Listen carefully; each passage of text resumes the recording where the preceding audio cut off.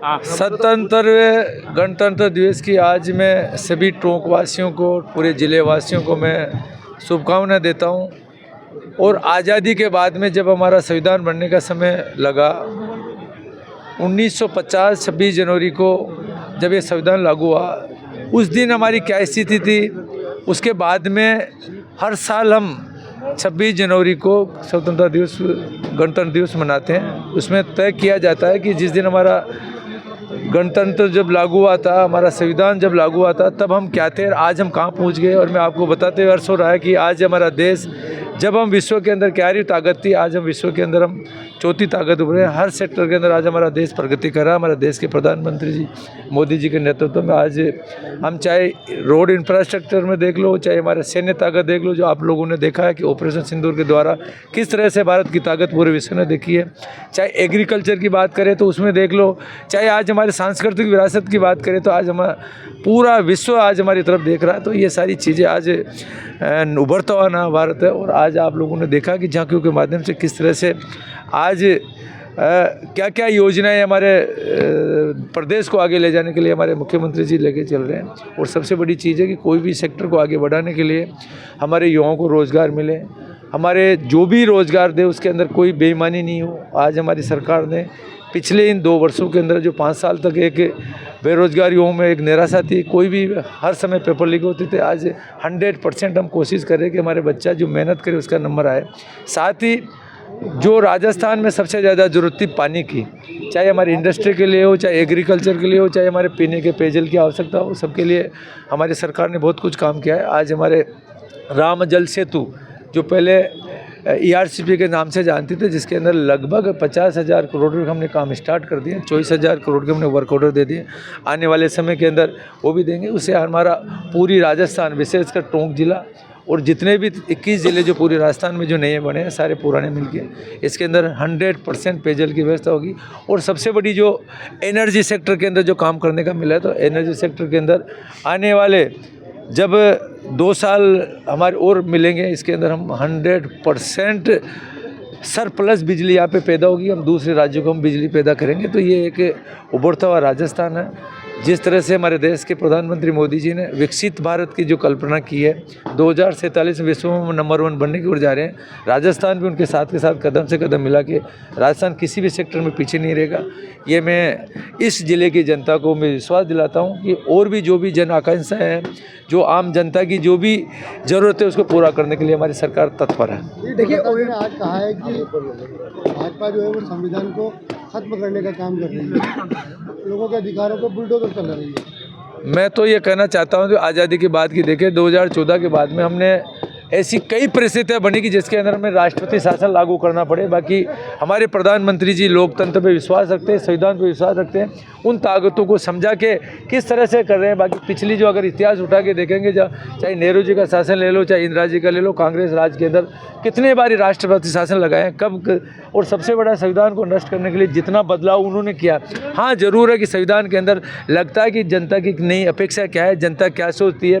विश्व के अंदर हमें ताकतवर बनने के लिए अगर संविधान में परिवर्तन करते हुए जनता के हित के लिए कोई करना पड़े, 100% सभी सरकारों को। इसीलिए संविधान बना, इसीलिए संसद बनी है कि उसके अंदर अधिकार दिया गया है कि उसके अंदर अच्छा के लिए करने का। तो 100% लोगों को जन भावना के आधार पे अगर कोई परिवर्तन करते हैं। बाकी पहले जिन्होंने परिवर्तन किया है, जनता के जन भावना के आधार पर नहीं किया, केवल राज करने के लिए और इस देश को लूटने के लिए उन्होंने संविधान में संशोधन किया। ये तो एक जो मैं कहना चाहता हूँ कि एक बौखलाहट है उनकी कि जो आज देश आगे बढ़ रहा है। डोंगरी बांध को लेकर लगातार विरोध जो है लोगों का बढ़ रहा है। बीते दिनों पथराव भी हुआ, तनाव भी हुआ। देखो, मैं ये जानकारी पूरे ज़िले के साथ साथ राजस्थान की जनता को देना चाहता हूँ कि डोंगरी बांध का एक प्रोपोगंडा कुछ लोग कर रहे हैं। किस तरह से राजस्थान के लिए जो हित का काम हमारे प्रधानमंत्री जी ने, हमारे मुख्यमंत्री जी ने किया कि राजस्थान की जनता को पेयजल और ये करे, उसके अंदर कंप्लीट सिर्फ 9 गांव उसमें डूब क्षेत्र मारे हैं। अगर 9 गांव डूब क्षेत्र मारने के बाद में अगर उनकी 100% उनकी फैसिलिटी के साथ उनको अलग जगह ज़मीन दे रहे हैं, उनको आधारभूत सभी जो भी संरचना होती है उनको वो हम देंगे। और 9 गांव की वजह से अगर 9000 गाँव का भला हो सकता है, तो इससे बड़ा कोई काम नहीं कर सकते जो हमारे मुख्यमंत्री जी करना चाहते हैं। और उसमें जितना अच्छा हो सकता है करेंगे, और उन जो लोग हैं उनके लिए भी हम अच्छा से अच्छा काम करेंगे। पेपर लीक के बाद में OMR सीट का स्कैम बड़ा सामने आया है, राजस्थान से लेकर MP तक उसके तार जुड़े हैं।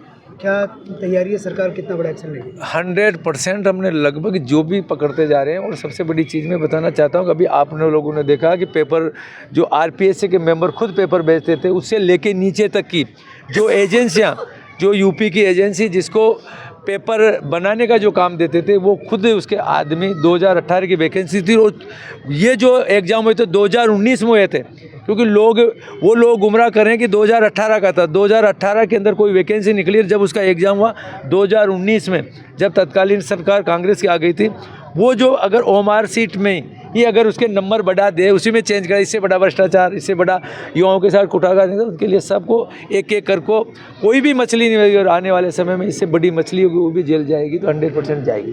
जुट के जा रहे हैं, जो भी दोषी होगा उसके अंदर कोई भी पिछले सरकार कोई मंत्री हो, कोई भी हो, 100% उनके खिलाफ कार्रवाई करेंगे। और आपने देखा है कि अभी जल जीवन मिशन में जितना बड़ा घोटाला हुआ था, कांग्रेस सरकार के मंत्री लगभग 9 महीने से ज़्यादा जेल में रह के आए हैं, और कितने अधिकारियों के खिलाफ उन्होंने कार्रवाई की है। तो 100% हमारी सरकार चाहती है कि भ्रष्टाचार मुक्त राजस्थान हो, जनता को हमारे ऊपर विश्वास हो, जनता को लगे कि यार राज जो सच्चा राज आता है, सुशासन आया है, तो ये 100%। डिस्टर्ब एरिया बिल को लेकर के यानी कांग्रेस ने सवाल उठाया है। देखो, डिस्टर्ब एरिया बिल राजस्थान नहीं पूरे देश के लिए बहुत आवश्यकता है। किसी वर्ग विशेष की पॉपुलेशन बढ़ने के बाद में अगर वो जनता के बेले में सबको साथ लेके चलता है तो 100% हो। बाकी जहाँ पे उसका दुरुपयोग हो बढ़ने के बाद में, वहाँ पे एक आदमी किसी से महंगी दाम में वो देगे, बाद के ऐसा चारों तरफ उसको करे, चाहे वहाँ पे मंदिर हो कहीं भी हो, जो कि मैं मालपुरा में अच्छी तरह से देखता हूँ।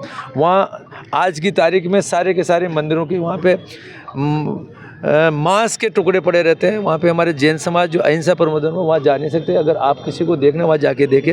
ऐसी जगह के अंदर कोई भी, इस बिल का आधार ये है कि कोई भी आदमी किसी को डिस्टर्ब नहीं करे। अगर वो स्वेच्छा से जाना चाहे तो वो कलेक्टर से परमिशन ले। अगर कलेक्टर परमिशन देते हैं तो उसके अंदर 5 साल के लिए हम ये करेंगे। आगे सरकारों को जरूरत पड़ती है कि आगे और एक्स्ट्रा इसमें जरूरत बढ़ाएंगे। बाकी ये बिल शांति के लिए, सद्भावना के लिए, सारे समाज, सारे धर्म वाले एक साथ रहे, इसके हिसाब से लेके आए। मंत्री जी, मालपुरा की बात करते हैं अपन। कोरोना काल के बाद सभी अस्पतालों ने ऑक्सीजन की व्यवस्था सुधारी, लेकिन आपके मालपुरा के अंदर कंस्ट्रक्शन से ऑक्सीजन दिया जा रहा है, लाइनें बंद पड़ी हैं आपके अस्पताल की। देखो, जहाँ पे ऑक्सीजन प्लांट चलाने के लिए, उस पूरे सिस्टम को करने के लिए, अगर हमारे पास कंसंट्रेटर से अगर ऑक्सीजन देके अगर एक मरीज आता है, उस पर ऑक्सीजन में पर्याप्त मात्रा मिल रही है, तो हम जहाँ छोटी मोटरसाइकिल पे चलने में काम हो सकता है, तो वहाँ पे ट्रेन तो नहीं चला सकते ना।